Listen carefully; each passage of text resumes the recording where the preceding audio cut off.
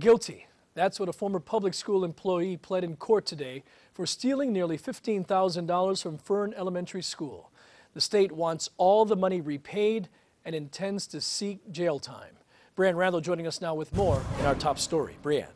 Ron, Williamina Muranaka had a total of 14 charges against her, and she pled guilty to all of them.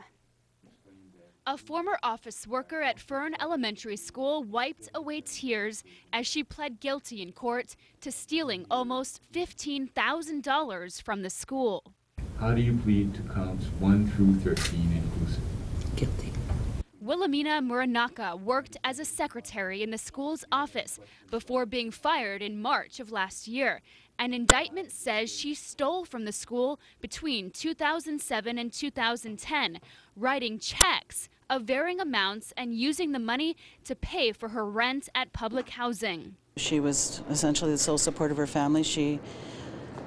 This money wasn't used for vacations or cars or anything extra in life. It was used for the basic necessities of life. The checks were written to HPHA, Hawaii Public Housing Authority, so we don't know how it went for so long.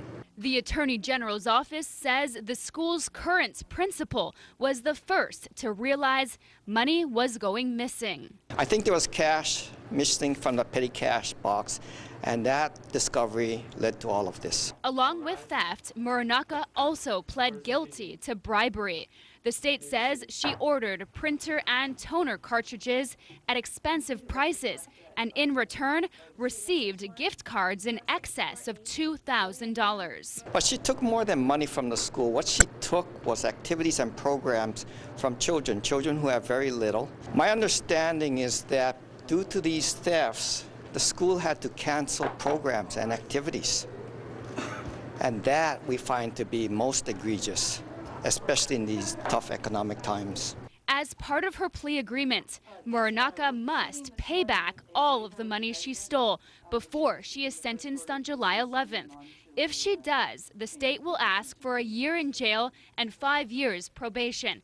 But if she cannot come up with the full amount, the state can argue for up to 10 years in prison. We need to send a message to the community that this type of behavior will not be tolerated. The Hawaii Public Housing Authority had no comment. Brianne Randall, KHON 2 News, Hawaii's news leader.